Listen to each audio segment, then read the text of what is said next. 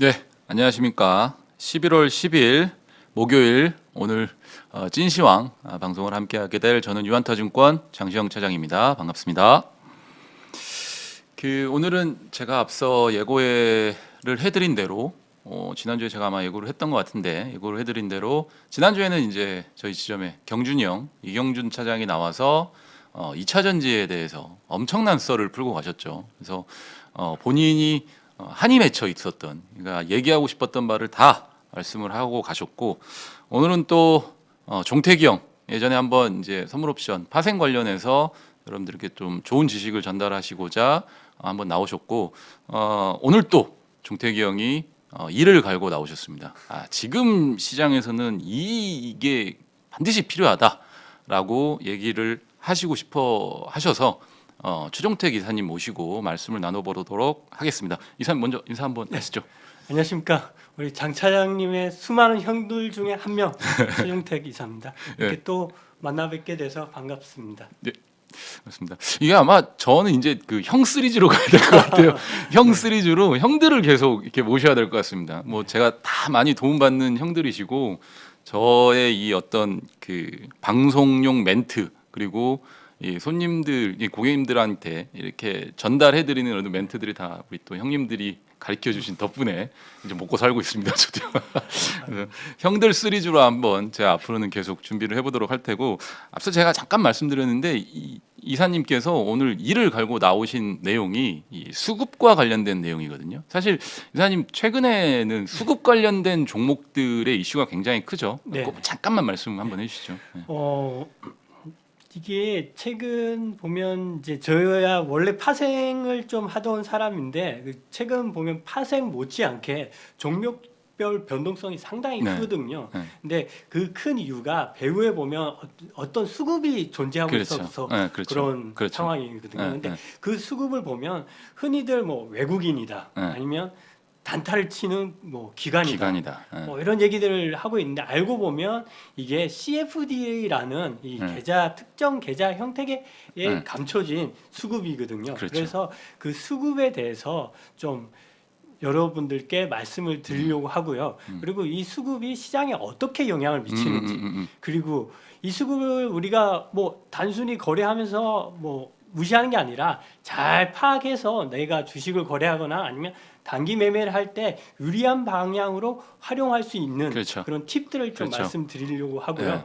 그리고 이제 이 CFD라는 게 뭐 제가 뭐 개인적인 의견이고 시장을 지켜보면서 이거는 좀 안 좋은 방향으로 좀 시장에 영향을 미치고 뭐 악용한 듯한 그렇죠. 예, 그런 게 개인 생기니까. 투자가들한테 뭔가 좀 피해를 줄 수 있는 여지도 있는데 그 왜 여전히 지금 도입된 지가 몇 년이 지났는데도 그대로 유지되고 그런 부정적인 또 일부 부정적인 영향들이 지속되고 있는가 그것들을 제가 좀 뭐 사실 파악을 해서 우리가 사실 말씀드리려고 그걸 합니다. 좀 역이용해 볼 수도 있잖아요. 그렇죠. 알고 있으면. 그것 또한 예, 시장이고 그렇죠. 수급이기 때문에 그렇죠. 뭐 배척하고 이건 나쁘다, 싫다 이런 자세는 아니고 그런 자세는 아니고 제대로 알고 이용할 건 이용해서 네. 나한테 좀 또 플러스 되는 방향으로 맞습니다. 활용해 보자 네. 이런 차원에서 뭐 사실 말씀을 드리려고 우리가 하는 거죠. 모르고 있으니까 맨날 그런 부분들에 그렇죠. 당하는 거거든요. 그러니까 그 개인 투자자분들 또 우리 구독자 여러분들께서도 그래요. 주식을 살 때 막역하게 기본적 분석만 하자니 네.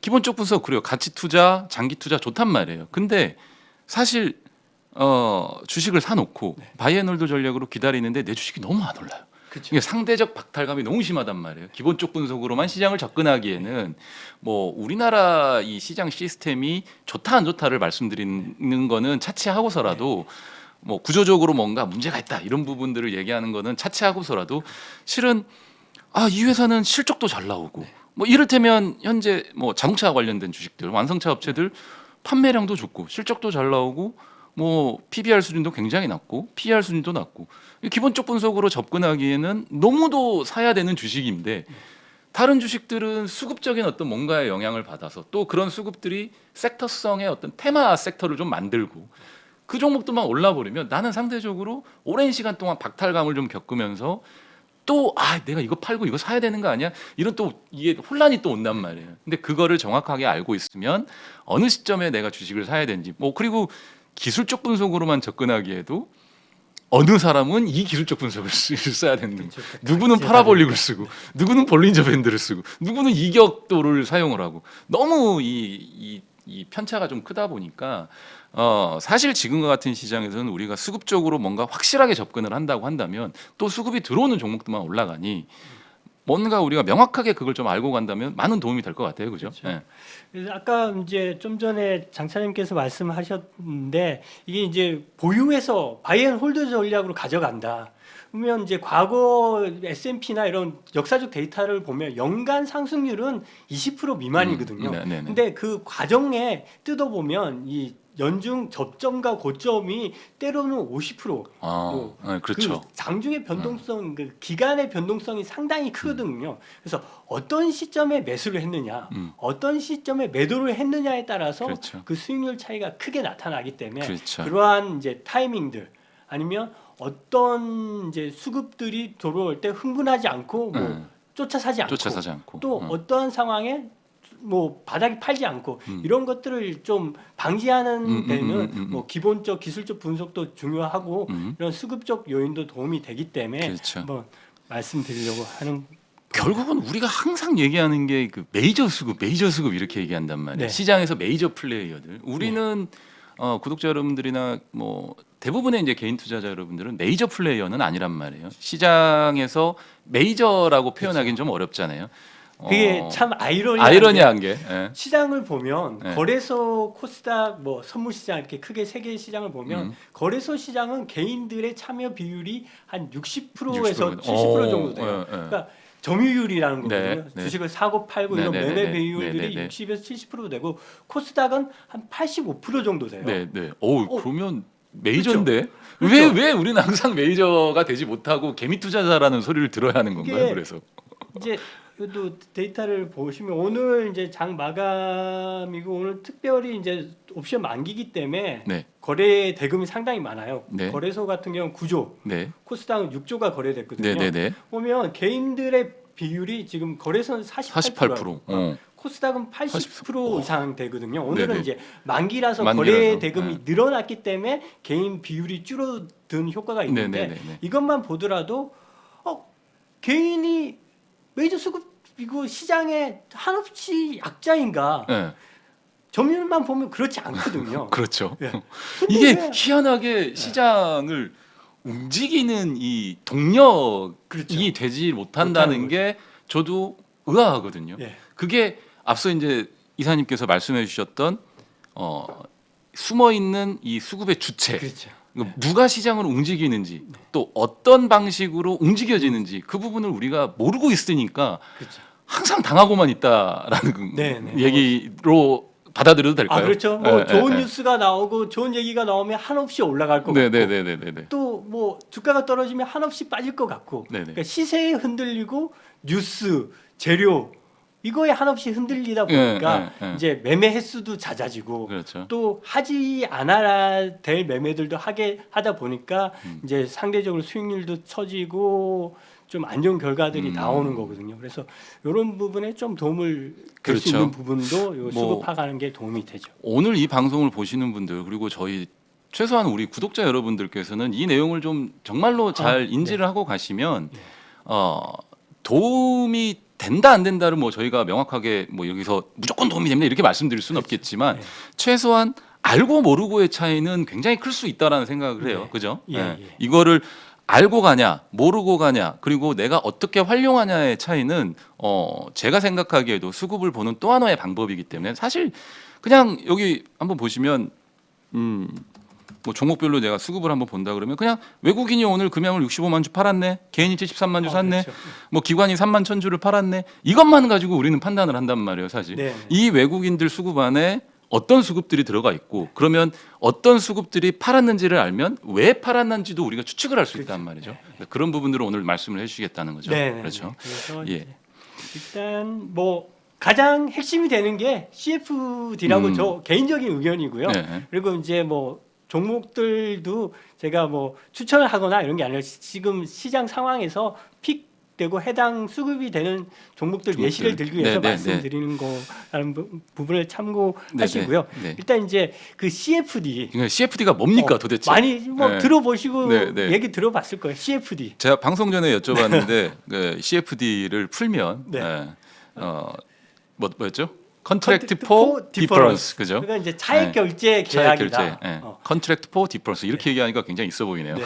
그래서 이게 이제 일종의 파생 상품이에요.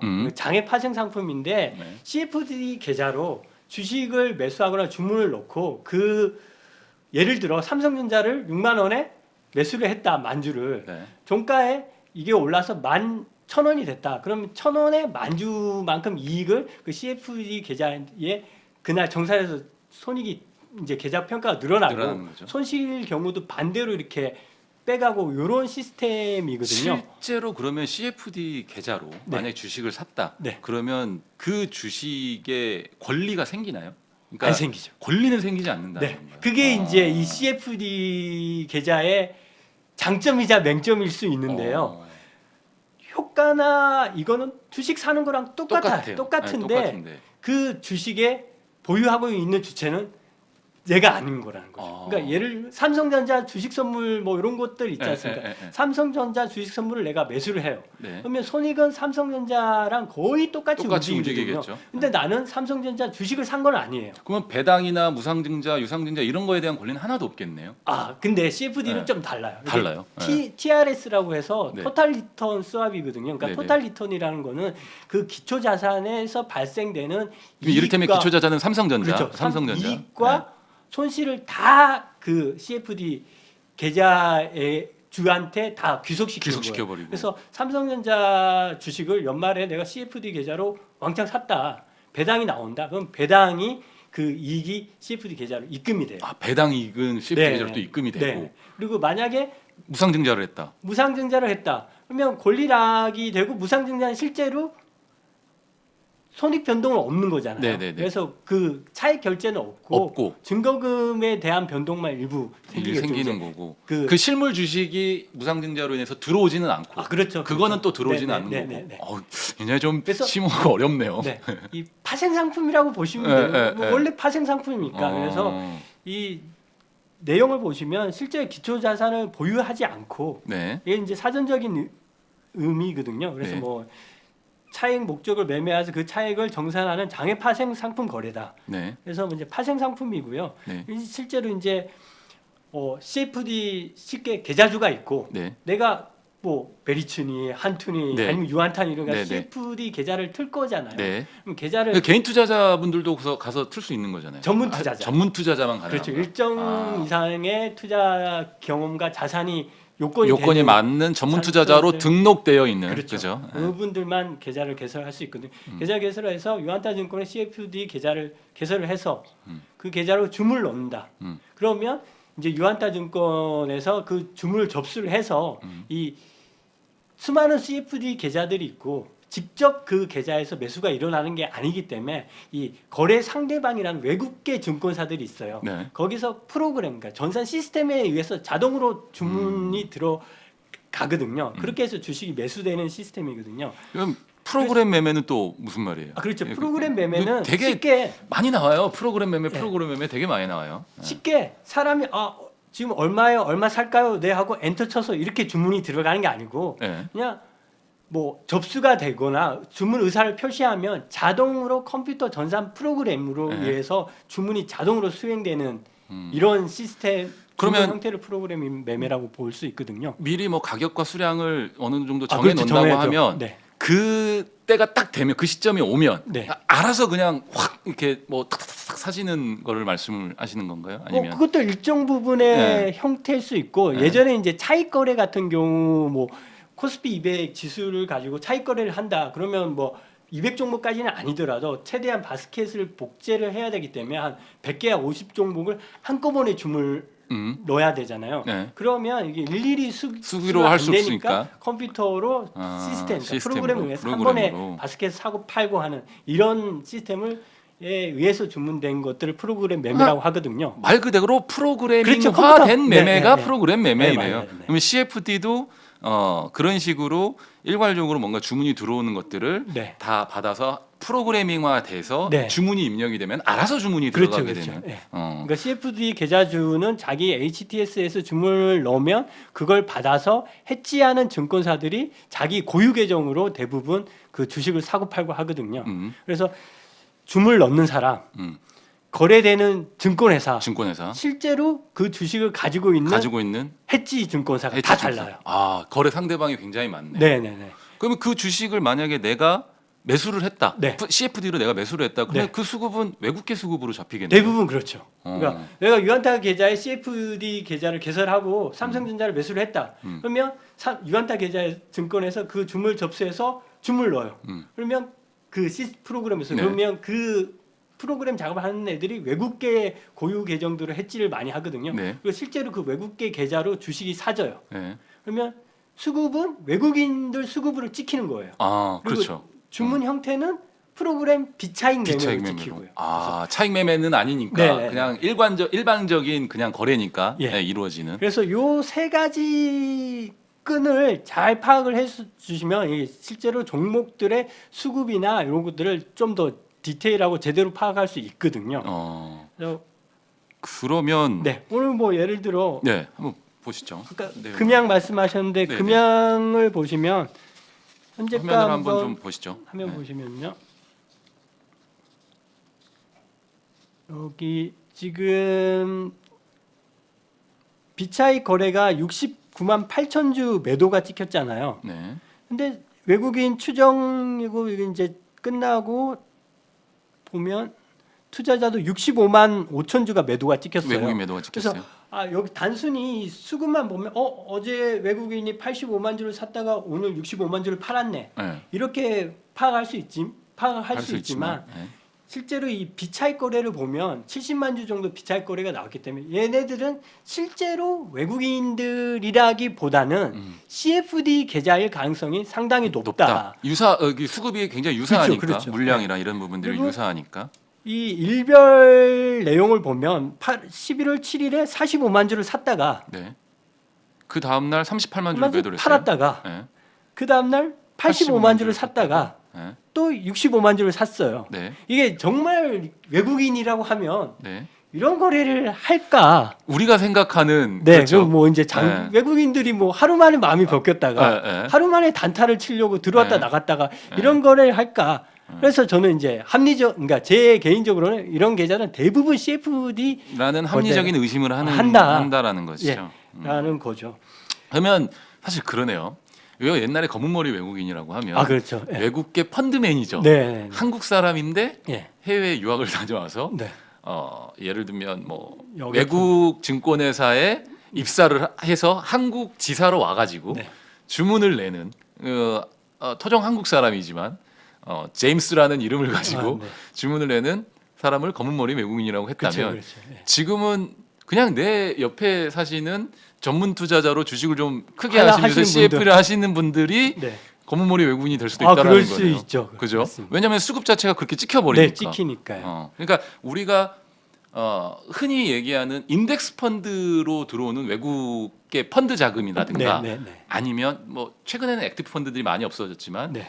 외국계 펀드로 돈이 들어와서 그 주식의 어떤 기업 분석이라든지 또는 가치 분석을 통해서 이 펀드의 매수가 되는 어떤 그런 느낌은 아니라는 거네요. 그죠? 그렇죠. 예. 예, 더군다나 이 거래소 같은 경우는 일정 부분 그런 수급들이 있어요. 있는데 코스닥 같은 경우는 제 생각으로는 한 90% 이상이 CFD지 않을까 그렇게 그렇게 생각하거든요. 비창 매매로 실행이 되는 게. 네네. 네. 그래서 오늘 이 수급을 보면 거래소 같은 경우도 외국인이 거래소 2조 4천억 매수, 2조 5천억 매도를 했거든요. 네. 근데 그 중에 프로그램 매매에 의한 게 2조 1천억이에요. 2조 1천억. 네. 그렇죠. 근데 코스닥은 보면 8천억 정도 매수를 하고 한 9천억 정도 매도를 했는데 네. 프로그램에 의해서 7,600억, 8,500억 이런 거래가 있거든요. 그 오늘 보니까 이게 이제 종가 나오고 나서 이제 저희 그걸 보니까 코스닥은 외국인이 940억 정도, 942억, 매도를 했고 이게 코스닥 비차익으로 거의 똑같은 수급이 잡혔어요. 그렇죠. 867억이죠. 거의 똑같이 잡혔어요. 예. 그래서 그러면 이게 뭐, 예. 오늘만의 일인가? 아, 지금 이제 제가 뭐 며칠 보면 대부분 지금 이 코스닥은 외국인들 비차익 매매, 외국인 순매수랑 네. 비차익 매매랑 거의 일치하게 수급이 같이 네, 가요. 네. 네. 그러니까 비차익 매매라는 게 결국은 앞서 말씀드린 프로그램 매매인데 매매고. 다른 어떤 파생 상품, 그러니까 다른 파생 뭐 지수를 연계해 가지고 네. 차익 거래를 하지 않는 단순 투기적으로 매수하고 매도하는 그렇죠. 프로그램 매매를 비차익 매매라고 하는 네, 거죠. 그죠? 네. 그렇게 찍히는 것들은 뭐 우리가 방금 이 앞서 이제 화면으로 확인했다시피 대부분 최근에 찍히는 것들이 CFD 계정일 것이다라고 네, 네. 이제 추측을 하는 거고요. 그죠? 그래요. 그러면 CFD를 거래하는 이유가 또 뭘까요? 이게 뭐 이제 수급적으로 우리가 이제 그런 부분들을 알아야 될 때 그렇게 매매한 사람 투기적으로 이용한다거나 또는 네. 뭐 레버리지가 크기 때문에 좀 더 적은 돈으로 많은 돈의 주식을 좀 사고 싶어하는 경우가 있을 거잖아요. 근데 이 이유가 뭘까요? 거래하는 이유가? 이제 여러 가지 이유가 있는데 첫 번째 레버리지 효과가 있다라는 네, 레버리지 거는 효과가 제일 크다라는 거는 2.5배 뭐, 레버리지를 주는 거 과거에는 10배까지 줬었는데 네. 아 그게, 지금 또 많이 줄었나요? 그렇죠. 이제, 그게 워낙 좀 시장을 교란하고 이런 효과들이 커서 정부가 좀 규제를 해서 2.5배까지 떨어진 거거든요. 그래서 네. 그때 제 개인적인 생각은 레버리지 10배를 주다가 2.5배를 주면 많이 줄어들 것 같아 생각을 신용 했어요. 매수를 하고 네. 그냥 차라리 왜 수수료도 비싸고 이 불편한 CFD 거래를 할까 하고 CFD 거래 자체가 많이 줄어들 거라고 생각을 했었는데 근데 안 줄어들었어요. 그러면 레버리지 효과 말고 다른 이유들이 네, 또 있을 이유들이 있을 거다라고 거잖아요. 생각을 네. 했거든요. 네. 이제 두 번째가 공매도가 가능해요. 아 CFD는 또 공매도가 가능한 예. 건가요? 그래서 여기 CFD 현재가 해서 보시면 이 매도 가능 수량이라고 네. 여기 3,100 삼성전자에서 다 이 해당 증권사마다 네. 공매도 가능한 수량들이 뜨거든요. 네. 네. 그래서 이 공매도 가능 수량들이 있는 네. 종목들은 공매도를 할 수가 있어요.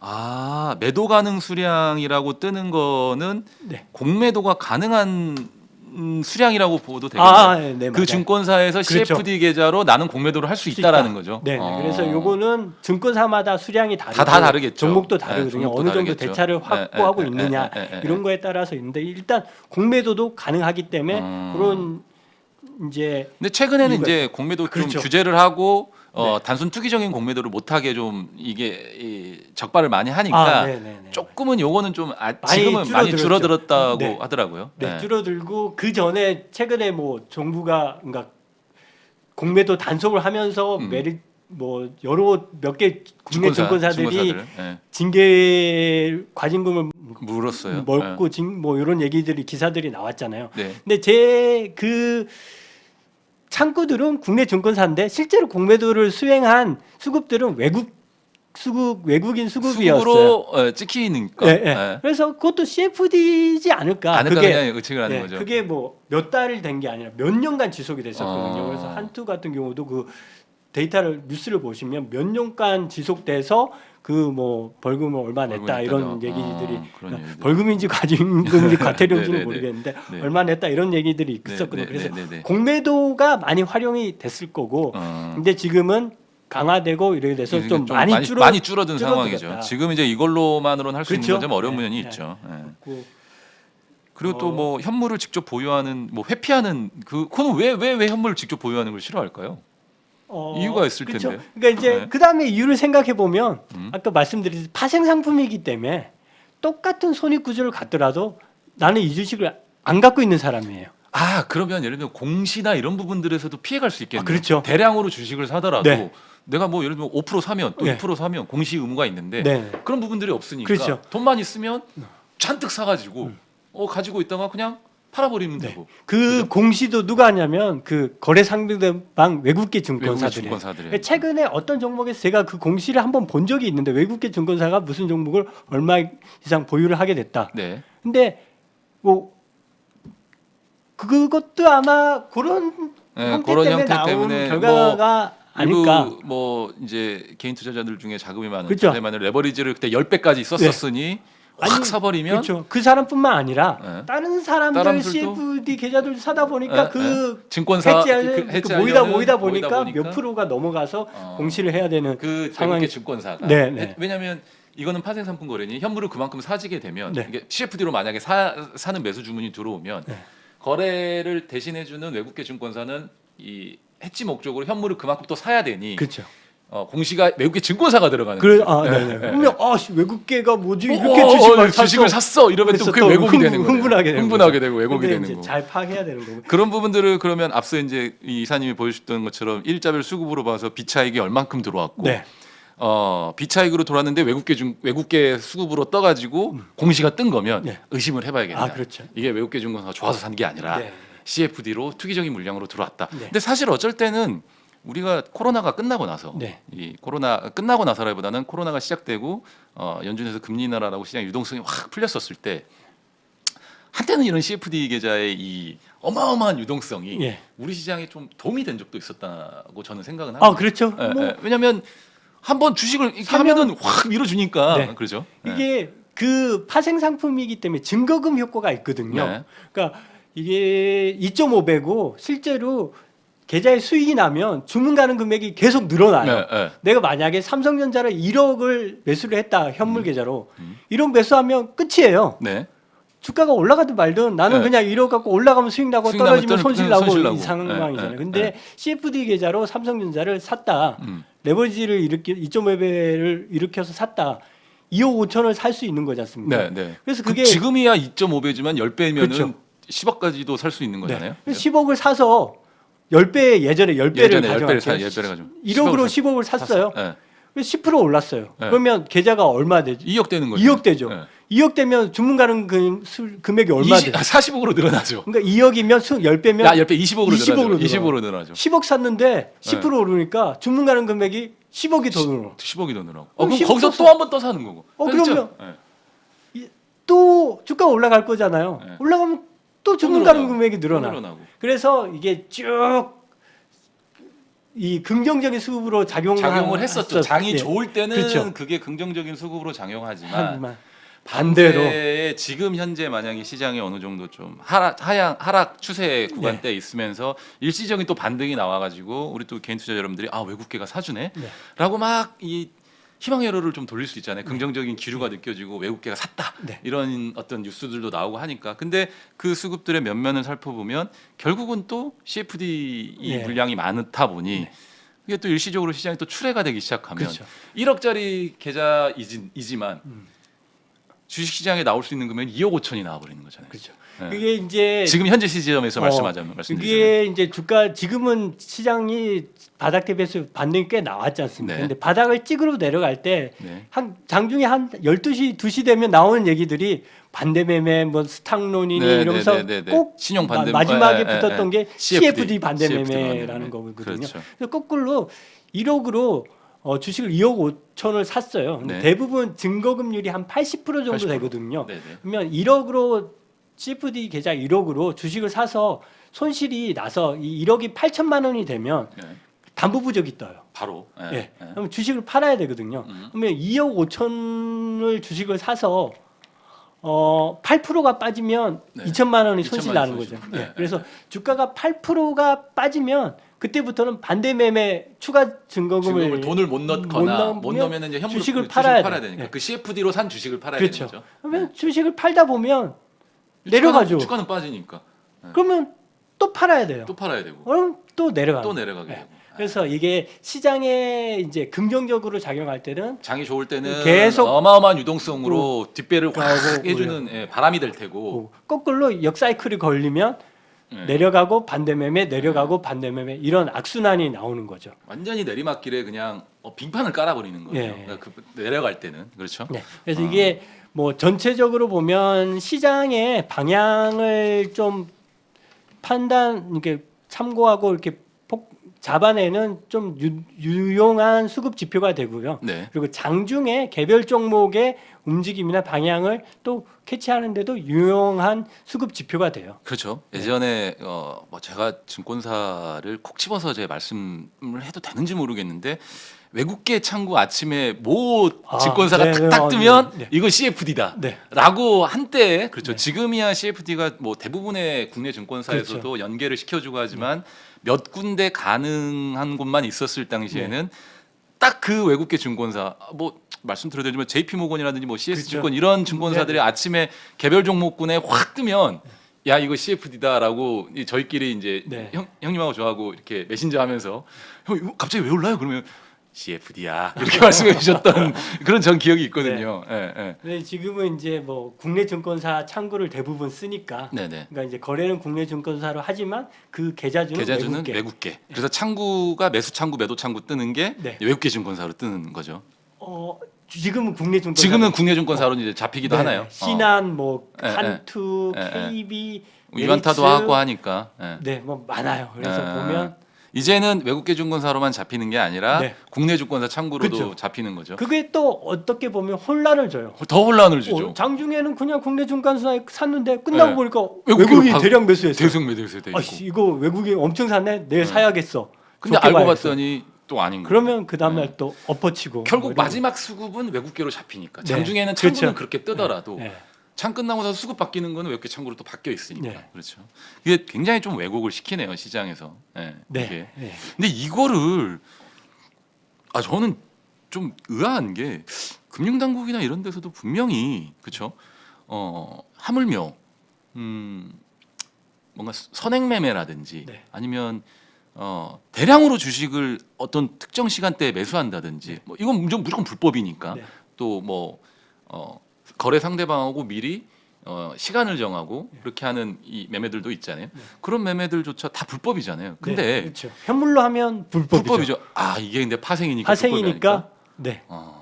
뭐 실체가 아직은- 없으니까 네. 주주 명부에 들어가는 것도 아니고. 그리고 내가 나는 주문을 넣고 뭐 이래 뭐 호가를 넣고 어떻고 했지만 나는 주문만 낸 나는 사람. 예. 파생 매매를 한 매매하는 거고 건 그 거고. 호가는 외국계 증권사 애들이 넣은 거니까 실제로 현물 주식을 넣는 건 외국계 또 증권사들이. 외국계고. 네. 실제로 주식을 해지하면서 이제 사는 애들은 외국계 증권사. 네, 네. 나는 그 차익만 먹는 거고. 네. 야, 그래서 이게 이제 굉장히 악용이 될 우려가 있는 거죠. 근데 건망을 교묘하게 피해가는 어떤 정말 이 어떻게 보면은 정말 무섭네요. 예. 알고 나면 굉장히 무서운 거고. 네.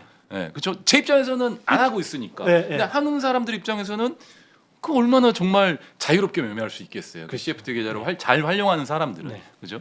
그러니까 예전에 이제 대주주 회피 때문에 이제 CFD 계좌를 시작이 연말에 많이 됐던- 했었잖아요. 많이 했었죠. 예. 네. 이것도 보면 똑같잖아요. 뭐 CFD 계좌로 10억을 갖고 있든 20억을 갖고 있든 그냥 현물로 갖고 있든 똑같거든요. 근데 CFD 계좌는 파생이고 내가 현물을 직접 보유하지 않는 효과가 있기 때문에 대주주 양도세를 회피할 수 회피할 수 있었던 있죠. 거고요. 예. 거기서 거꾸로 생각해 보면 내가 이 회사에 뭐 예를 들어 내부자인데 아주 좋은 뭐 호재가 있어. 주식을 샀어. 걸리니까. 올라서 먹고 팔았어요. 바로 걸리잖아요. 공시 바로 떠야 되고 네, 네. 또 뭐 뭐 선행매매 내부자 정보 이용했다고 막 이렇게 하고 그런 하니까. 예. 뭐 하면 안 되는. 안 되지만 네. 그렇게 악용하는 사례들도 많이 있다라는 거죠. 근데 CFD 계좌로 하면 어떻게 될까? 그 생각을 해보는 거예요. 그래서 그런 요인들이 있어서 좀 악용 사례들이 꽤 있지 않을까라고 이게 생각을 참 해보는 거죠. 그런 부분들을 우리가 진짜 정말 알고 있어야지 네. 알고 있어야지 시장의 방향성 그리고 종목의 흐름 이런 부분들을 파악할 때 네.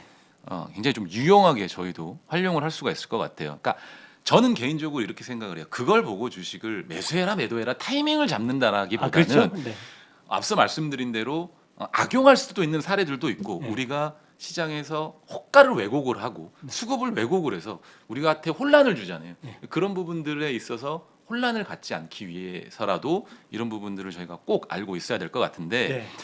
어떻게 매매 활용할 수 있을까요? 이게 제일 중요한 키포인트인 것 같습니다. 지금 그렇죠. 네. 실제로 우리가 주식을 사고 팔 때 누가 사줘야지 올라갈 거 아니에요. 아니 나만 좋다고 사면 그렇죠. 뭐예요? 네네. 남들도 좋다고 사줘야지 올라가는데 그게 CFD 계좌이면 더 좋을 수도 있고요. 그렇죠. 왜냐하면 좋은 전문 쪽으로 전문 투자자들이 하고 몇십억씩 사주니까 하고 또 예. 살 때는 또 화끈하게 화끈하게 사주니까 사니까. 그죠? 근데 그 사람들이 팔 때 네. 아, 외국계가 팔았네 하고 그냥 쫄아서 확 빠져나간다기보다는 네. 심지어 그분들이 예를 들면 이제는 왜 그분들의 입장에서는 2.5배면 실은 10% 같은 10%가 올라도 그 사람들은 25%가 오른 거나 마찬가지잖아요. 2.5배가 오른 거니까. 네. 그죠? 근데 나는 그분들은 25% 먹고 팔았어도 나는 아직 10% 올랐다고 생각하면 또 다른 수급들이 들어올 수도 있고 네. 마냥 외국인이 팔았다고 추세가 끝났다라고 얘기하기는 어렵잖아요. 네. 그래서 우리가 이 부분을 개별 종목 매매에 활용하는 법을 네. 우리 또 종태기 형이 형님이 네. 확실하게 좀 찝어주시고 알려주시면 많은 도움이 될 것 같습니다. 한번 말씀 한번 네. 해주시죠. 예. 그래서 보면 이제 수급 주체랑 음. 이 비차익 매매랑은 바운더리 카테고리가 다른 거거든요. 네, 수급 네. 주체는 외국인, 기관, 뭐 네. 금투, 개인 네. 이런 주체별 동향이고 네, 네. 이 비차익 매매는 이제 주문 형태이기 때문에 이제 이 두 가지가 겹치는 부분에 대해서 잘 이제 데이터들이 다 나오니까 파악을 해서 그 종목들을 좀 소팅하면 좋은데요. 첫 번째는 이제 비차익 매매가 들어오고 그 수급과 동시에 연기금이나 음. 뭐 특히 연기금이라고 저는 특정지어서 특정지어서 말씀하셔도 돼요. 네. 하는 거거든요.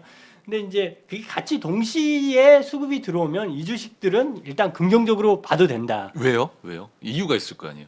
연기금은 그냥 주식은 사지는 않거든요. 그냥 사진 않는 사람 않고. 근데 그리고 비차익으로 CFD로 들어오는 계정이잖아요. 네. 근데 그러면 뭔가 커넥션이 있는 건가요? 아니 그건 아닌 그런 건 아닌 건가요? 커넥션 있을 수도 있죠. 있을 수도 있고 네네. 아니면 정말로 좋게 생각해서 그렇죠. 네. 우리가 이제 메이저 수급이라는 건 얘기는 뺄게요. 왜냐하면 개인 투자자들이 비중 차지하는 게 메이저니까 네. 우리가 생각하는 시장에서 뭔가 종목을 움직이는 힘을 가지고 있는 수급들이 양쪽으로 양매수를 하는 거니 네. 그렇게 생각하면 긍정적이다 할 수 있는 네네. 거죠. 그러니까 네. 전문 투자자들도 뭐 개인 투자자도 다양한 분들이 계시듯이 계시지만 전문 투자 다양한 전문 투자자들이 있으니까 네. 단순히 레버리지를 일으켜서 단기적으로 먹고 팔려는 빠지자 이런 그런 수급도 있을 수 수급도 있고, 있을 수 있고. 이 주식은 좋으니까 좀 가져가면서 좀 비중 있게 실어보자 이런 수급들도 있을 거거든요. 그리고 그분들은 정보도 굉장히 빠를 수도 그렇죠. 있죠. 네. 아무래도 대부분 시장의 어떤 뭐 경험이나 이런 경험치가 좀 레벨이 높은 사람들이라고 좀 표현할 수 있으니까. 예. 매니저 출신들도 많고 그럴 수도 있죠. 애널리스트를 예, 하신 애널리스트 분들도 예, 많고 예, 그리고 경험이 오래돼서 오래돼서 자기 나름대로의 네. 종목 노하우가 선노하우가 있는, 있는 분들도 많고 있기 때문에 단순하게 레버리지를 많이 쓸 수 있다고 그래서 달라붙었다가는 이게 큰 코 다칠 수 있는 네. 부분들이니까 실제로 CFD 같은 경우는 많이 아는 사람들이 활용하는 경우들이 많다라는 거죠. 예. 예, 예. 그래서 이제 그래서 외국인과 연기금이 같이 사는 종목들은 괜찮다. 관심 있게 봐줘야 봐도 된다. 그게 첫 번째. 예, 그렇죠. 그래서 종목은, 최근 뭐 종목 추천이나 이런 건 아니고요. 네, 최근에 종목 추천 다시 한번 말씀드렸습니다. 지금 보여드리는 종목들은 여러분들한테 저희가 추천을 하는 게 아니에요. 뭐 이게 단순하게 말씀드린 게 아니라 사례를 그냥 보여드리기 위해서 한번 맞는 것들을 저희가 스크리닝을 해보자라는 취지에서 말씀드리니까 오해 없으시고 일단은 한번 내용만 한번 보시기를 부탁드릴게요. 네, 말씀해 주시죠. 그래서 뭐 최근 제가 좀 이거 뭐지 할 정도로 본 종목이 뭐냐면요. 현대두산인프라코어인데요. 네. 이게 이제 실적이 잘 나오면서 주가가 스타트하기 시작했거든요. 네. 차트 한번 네. 보시면 네, 좀 나오고 있습니다 화면에. 지금 여기서 26일부터 쭉 올랐거든요. 갑자기 급등을 했네요. 네. 그리고 급등도 아니고 매일 양봉이 나오면서 매일 양봉하면서 뭔가 이렇게 싹 마치 들어올렸어요. 네. 뭐 작정하고 들어올리는 듯한 뭐 것처럼. 네. 그래서 수급을 한번 보면 봤어요. 네. 26일부터 외국인 매수세가 쭉 들어왔어요. 120만 주가 쓱 들어왔네요. 네. 네. 근데 이게 이제 그날 보면 비차익 매수가 거의 이 수량하고 동일하게 들어왔어요. 꽂혔어요. 네. 네. 그리고 보면 기금이 매도하다가 어느 순간부터 매수를 쭉쭉 가잖아요. 이런 종목들은 이제 실적도 보고 위치도 보고 그날 이제 3분기 호실적이 발표가 됐었고 네. 네. 그래서 뭐 방향도 계속 살아 있기 때문에 이런 종목들은 이제 관심 있게 볼만하죠. 근데 이제 공교롭게도 26일 날 외국인이 120만 주가 들어왔고 연기금이 또 20만 주를 샀어요. 네. 뭐 그 다음 날 바로 또 뒤엎기는 했지만 이거는 뭐 과거에 있었던 물량일 수도 있는 거고, 네네. 그죠? 그러면서 또 연기금들이 계속 사고 외국인들도 같이 사고. 네. 근데 이 외국인들이 이 거래 내역을 살펴보면 이제 비차익 프로그램 매매로 들어온 수급들이 거의 전부였다라는 네. 거죠. 네. 그래서 오늘은 이제 좀 매도가 나오면서 이제 주가가 좀 조정을 받는 국면으로 들어간 뭐 단기적으로 조정을 받았는데요. 뭐 이런 종목들 또 똑같은 종목이 있어요. 현대건설기계도 네, 한번 볼까요? 네, 한번 보시면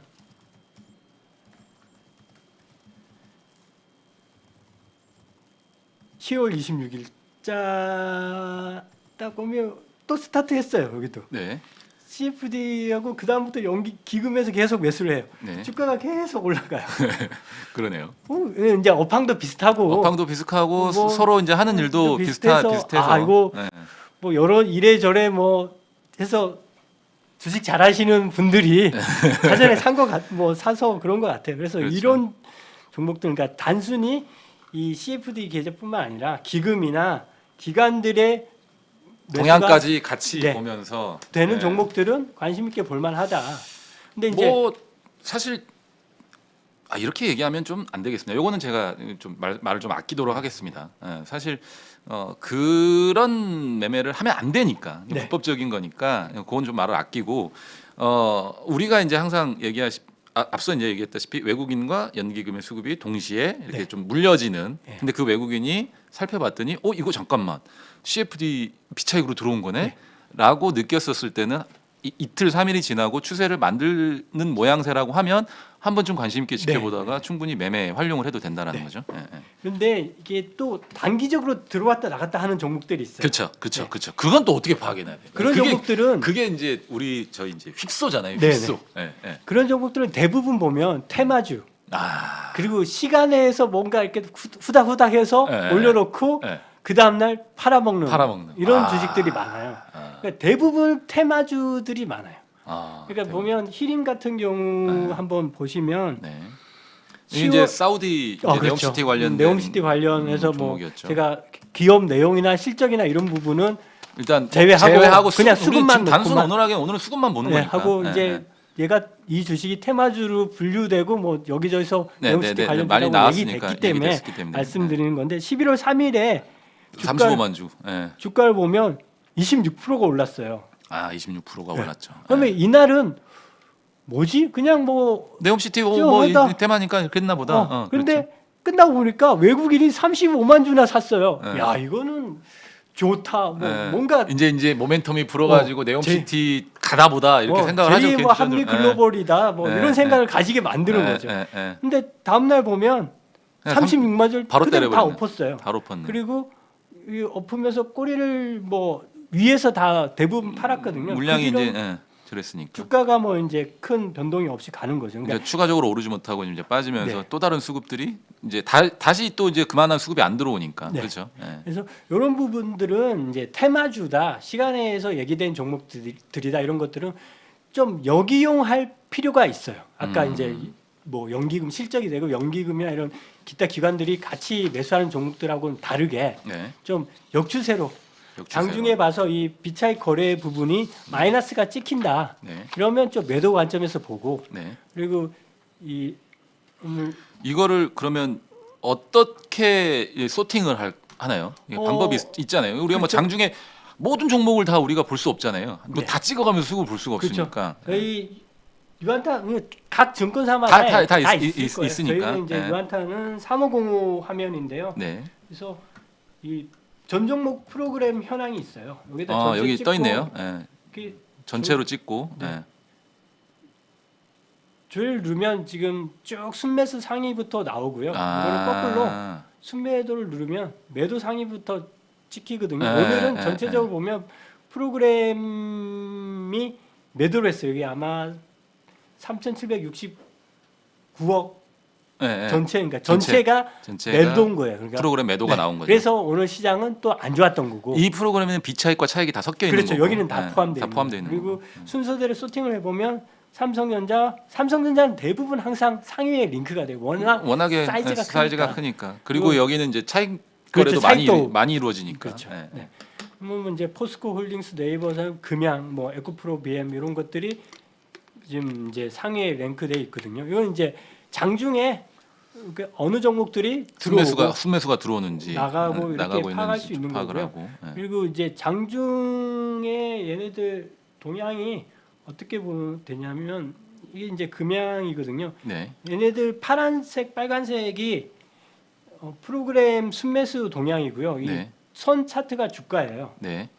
그러면 어떻게 보면 거의 같이 움직이거든요.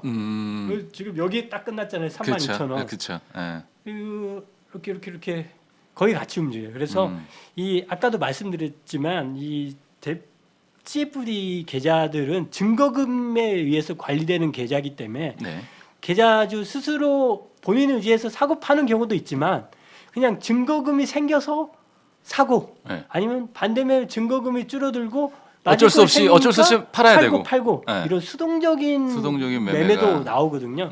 그래서 이 방향성이 좀 지속되는 경우가 상당히 있어요. 그래서 자기네들끼리도 좀 싸우겠네요. 예를 들면 오늘 뭐 금양 같은 경우라고 얘기를 이게 그 뭐 그냥 얘기를 좀 치자면 네, 자기네들도 이런 스크리닝을 할 거 아니에요. 예를 들면 그렇죠. 네, 이사님께서 CFD를 해요. 뭐 한 10억 정도로 하고 네. 저도 한 2, 30억을 해요. 뭐 여기 또 다른 분도 2, 30억 하고 그러면 셋이서 한 번에 사면 몇백억을 살 수 있는 거잖아요. 예, 예.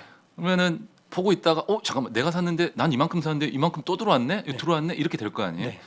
근데 딱 봤는데 여기서 파른 것 같아. 그럼 나도 막 팔아야겠네. 그런 것들도 이제 네, 적용을 그렇죠. 하니까 그러냐 쏠림이 좀 심해지는 거죠. 네. 그죠? 매수도 그렇고 매도도 그렇고. 네. 그래서 장 마감 후에 비차익 순매수 종목과 그다음에 연기금, 사모펀드 등의 어떤 기관 순매수가 겹치는 종목을 네. 다음 날 공략 종목으로 우리가 밤에 공부를 좀 해보는 것도 그렇죠. 좋죠. 네, 수급적으로 좋습니다. 봤었을 때 이렇게 좀 미리 전날 이제 밤에 네. 다 나오니까 네. 좀 눌러보다가 수급 한번 보고 잠깐만 이거 외국인이 들어왔네. 봤더니 야 이거 비차익으로 들어왔는데 연기금도 샀어? 네. 근데 차트가 그날 처음 오른 거야. 네. 뭐 거래량 그렇죠. 실으면서 그럼 내일도 한번 봐볼까? 내일도 올라. 네. 3일째 돼도 또 오르는 거야. 그러면 4일, 5일째 추세가 만들어진 거야. 3일 네, 정도면 네. 추세가 만들어졌다고 해야 단기적으로라도. 네. 그러면 그게 꺾이지 않는다고 하면 단기적으로라도 우리도 쫓아가서 그런 부분들을 좀 매매를 할 수 있는 수급적으로 그렇죠. 활용할 그런 수 팁으로 쓸 수 있는 거죠. 네, 네. 그래서 굉장히 좋은 팁입니다. 네. 그리고 이제 시간에 같은 경우도 어떻게 시간의 네. 거래는 또 어떻게 활용하나요? 어제 보면 시간에서 꽤 오른 종목들이 있는데 대표적으로 보면 평화산업하고 평화홀딩스거든요. 평화홀딩스 이게 수소 관련해 가지고 뉴스가 좀 나오면서 좀 많이 올랐어요. 네. 근데 얘네들 시총이 1,000억이 안 돼요. 오늘 참 23% 1,000억도 안 되고 이런 종목들 참 뭐 그냥 우리들 말로 해먹기 딱 좋죠. 보시면 평화산업 같은 경우는 오늘 그동안 잠겨있던 이 비차익 매도가 다 나왔어요. 42만 주가 나왔거든요. 이제 급등을 하고 오늘 하루에 그냥 싹 쏟아내 버린 거죠. 예. 46만 주가 나왔죠. 그렇죠. 예, 이거 보면 일별 보면 여기서부터 이렇게 사서 이렇게 썩은 계속 물량들이 있었는데 오늘 사놨던 그 물량들이 네. 오늘 다 나온 거예요. 한 그런 번에 것들은 싹 조심하셔야 돼요. 이런 것들은 조심해야 된다. 네. 그래서 왜냐하면 보면 기금이 산 것도 없고 또 연기금이 산 물량도 없고 그쵸. 뭐 사모펀드나 그런- 이런 물량도 없고 네, 그런 수급들은 뭐 아예 그냥 없는 종목들. 그렇죠. 근데 최근에 보면 누적으로 보면 외국인들이 한 34만 주를 샀다가 네. 오늘 그냥 다 털어버린 거 마이너스로 바뀌었거든요 수급이. 그러니까 요거는 CFD 계좌를 어느 정도 좀 사왔다가 이런 이슈가 터지니까 그냥 확 제껴버리는 그죠? 네, 그런 거는 건드리면 안 된다. 건드리면 안 돼요. 이런 또 만약 예를 들면 이제 또 우린 그럴 수 있잖아요. 수소 관련 테마 주고 네. 야 좋을 것 같은데 오늘 아니 쫙 올랐다가 빠졌으니까 내일 하루 빠지면 네. 난 좀 사봐야겠다라고 생각하는 사람 분들도 계실 거란 말이에요. 근데 이거는 그런 수급들이 전혀 아니고 네. 단기적으로는 치고 치고 빠지는 그런 수급들이기 수급들이기 때문에 절대 이제 장기적으로 봐서는 안 된다. 아니 촉수 금지라는 네. 거죠. 그렇게 네. 말씀드립니다. 그런 식으로 시간의 거래를 또 활용하는 방법도 있고 네. 이게 이제 그러면 예. 마지막으로 이제 네. 시간이 얼마 안 남았으니까 이사님께서 우리한테 정말 이제 뭐 진짜 도움이 되는 매매 팁을 말씀해 주셨어요. 네. 이런 부분들은 쉽지만 우리가 노력하지 않으면 그렇죠. 알 수 없는 부분이에요. 네. 매일매일 스크리닝을 해야 되는 부분이니까. 그래서 이것도 여러분들께서 맹신할 필요도 없고 네. 그런 부분들이 맞는지 안 맞는지를 시장에서 좀 활용을 한번 해보시고 이런 부분들도 여러분 공부하시는데 하나의 어떤 방편으로 좀 활용하시면 좋을 것 같고 이사님이 생각하시는 CFD나 비차익 매매에 대한 어떤 생각들이 있을 거 아니에요. 어떤 식으로 나아가야 될 것 같고 우리가 또 어떻게 그거를 잘 활용할 수 있는지 마지막으로 정리 한 번만 해주시죠. 그러니까 이제 아까 이제 말씀드렸듯이 뭐 긍정적인 효과도 있고 부정적인 효과도 있어요. 근데 개인 투자자 입장에서 보면 일반 개인 투자자 입장에서 보면 우리 개인 투자자는 시장의 약자예요. 수수료 내고 세금 내고 하면서 그렇죠. 또 거래를 제일 많이 해요. 네. 그러면 세금, 수수료, 뭐 증권회사 나라에 기여하는 부분들이 상당히 많다고 그렇죠. 볼 수 있거든요. 근데 이 개인 투자는 시장의 약자고 그 각자별로 보면 자금 규모도 크지 않고 그리고 정보, 그러니까 뭐 뉴스가 정보의, 됐던 이런 것들도- 리포트가 됐던 모든 거의 수용자의 입장이에요. 맞아요. 그러니까 듣고 받아들이고 읽고 내가 의사 판단을 하고 의사 결정해서 이제 매매를 하고 거래를 하는 수용자 입장이거든요. 그래서 너무 약자다. 근데 이런 약자들을 위해서 그 좀 기울어진 운동장을 조금이라도 보완하기 위해서 이런 CFD에 관련된 정보는 좀 투명하게 공개를 해줘야 되는 거 아닌가. 그건 저도 같은 생각이에요. 사실 우리가 확인할 길이 없잖아요. 네. 누가 샀는지 정도는 알아야지 확실하게. 그렇죠. 이게 그냥 CFD다. 네. 이 CFD 이 수급을 따로 빼주든가 그렇죠. 외국인 수급을 좀 나눠가지고 그리고 전체 뭐 CFD 규모 잔고가 얼마고 얘네들이 보유한 주식이 얼마다. 그것도 몰라요? 그렇죠. 확실하게 모르나요? 네, 제 아무리 찾아봐도 없어요. 그리고 잔고에 대한 금액도 한 몇 년, 한 2년 전에 뭐 국회의원이 요청한 자료 뭐 이런데 기사로 나온 수준이거든요. 그렇죠. 외국계 증권사가 자기가 보유 물량 얼마나 있는지 공시 의무도 없는데 그거 밝힐 이유도 없고 그렇죠. 그죠 종목별로. 그러니까 그런 것 때문에 오히려 또 CFD 계좌들이 여전히 살아남고 있는지는 모르겠는데 그런 부분을 좀 금융 당국에서 보완을 해서 보완을 해서.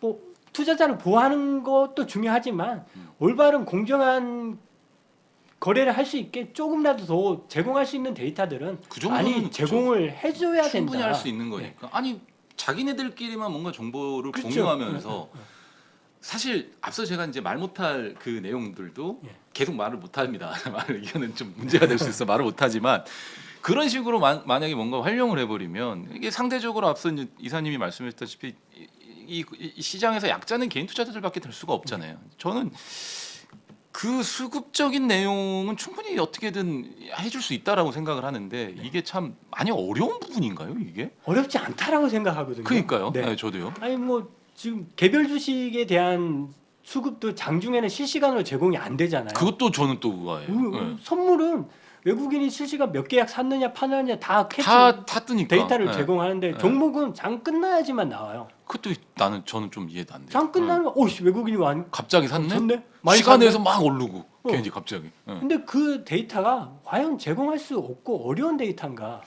그런 의심을 좀 하신다라는 거죠. 저도 아닐 거라고 생각하거든요. 저도 네. 그럴 것 같아요. 장 끝나고 되는 거 왜 장중에는 안 될까? 선물은 그거- 되는데 왜 주식은 안 될까? 어디서 클릭했는지 그거 이미 알아내는 게 계좌별로 다 그 다 주체들이 다 있으니까. 다 네. 분류가 돼 있기 때문에 음. 가능할 것 같은데 그런 것들이 좀 부족하고 그런 기득권이 있을까요? 그것만 나만 활용할 수 있는 기득권의 세력들이 그걸 놓지 않으려고 할 수도 있을 것 같아요. 그런 생각도 저는 가끔 들었거든요. 저는 예전에 내가 거래소 증권 전산 거래소 시스템에 접속할 수 있으면 음. 그런 데이터들을 마음대로 이렇게 내가 소팅해서 활용할 수 있잖아요. 분명히 데이터는 있거든요. 있는데 좀 딜레이가 뭐, 된다거나 늦게 제공이 되고 그래서 그러면 좀 제공을 했으면 좋겠고 그게 음. 투명하게 공개가 되면 그걸 좀 악용을 하려는 그 동기 자체가 사라지게 되는 거죠. 거니까. 다 알게 좀 되니까. 네. 이 불공 좀 정보의 불균형이 너무 심하죠. 불균형이 네, 해소돼서 너무 그나마 해소되는 개인 투자를 조금 더 이 음. 단점이나 불리한 부분이 보완되지 않을까라고 그렇죠. 생각을 하는 거죠. 열심히 공부하면 뭐 합니까? 그런 식으로 진짜 배부르고 등 따지는 사람들은 따로 있는데 전 그게 제일 억울해요. 밤새 공부하고 종목 발굴하면 뭐 합니까? 그렇죠? 하여튼 오늘 이 최 이사님께서 나오셔가지고 CFD 관련해서 정말 열변을 토해 주셨고 뭐 CFD라고 단정 그렇죠. 따기보다는 개인적인 의견입니다. 개인적인 의견이고 뭐 시장의 데이터랑 시장의 데이터 수급을 우리가 어떤 식으로 바라봐야 하는지 이게 뭐 어느 순간은 바뀔 수도 있어요. CFD에 대한 뭐 규제가 들어올 수도 있고 또 정부에서 뭔가 다른 방법들을 생각해내서 좀 바뀌면은 또 달라질 수는 있겠지만 현재의 상황을 놓고 보자면 이러한 수급들이 많이 포착이 되고 이런 것들에 저희가 현혹되는 게 많으니까 그런 부분들을 잘 참고하시고 또 여러분들이 이용당하지 않고 구독자 여러분께서 이용당하지 않고 우리가 오히려 되려 그것들을 잘 활용을 한다면 이 불공정한 시장에서 네. 정보의 불균형이 있는 시장에서 우리가 승리를 쟁취할 수 있는 확률이 높아지니까 네. 그렇죠. 돈은 또 그렇게 벌어야 기분이 좋잖아요, 그죠? 그렇죠. 뭔가 알아가면서 이걸로 해서 맞았었을 때 맞아 들어갔을 때 굉장히 저희한테 또 이 뿌듯함 이런 걸 또 동기부여를 주고 뿌듯하게 좀 돌려주니까 그런 부분들 좀 잘 활용하셨으면 좋겠고요. 오늘 내용 정말 여러분들한테 많은 도움이 되셨으면 좋겠습니다. 그리고 이사님 오늘 진짜 최고. 아닙니다. 이거 고맙습니다. 좀 내용이 뭐 매매하는데 직접적으로 관계가 없을 수도 있고 관계가 좀 많이 되죠. 좀 동떨어진 얘기일 수도 있지만 근데 저는 꼭 네. 누군가에게는 이 말씀을 드리고 싶었어요. 네. 아니요, 근데 이 의지가 느껴졌어요, 저도요. 우연찮게 이렇게 기회가 돼서 제가 특별히 그냥 이 CFD 관련해서 이걸 편집하고 우리가 말씀드리게 돼서 CFD를 하시는 분들을 폄하하거나 절대 그런 의도는 아니잖아요. 그렇죠. 그런 의도는 절대 아니고 공정한 데이터라도 좀 금융당국에서 제공해달라. 그렇죠.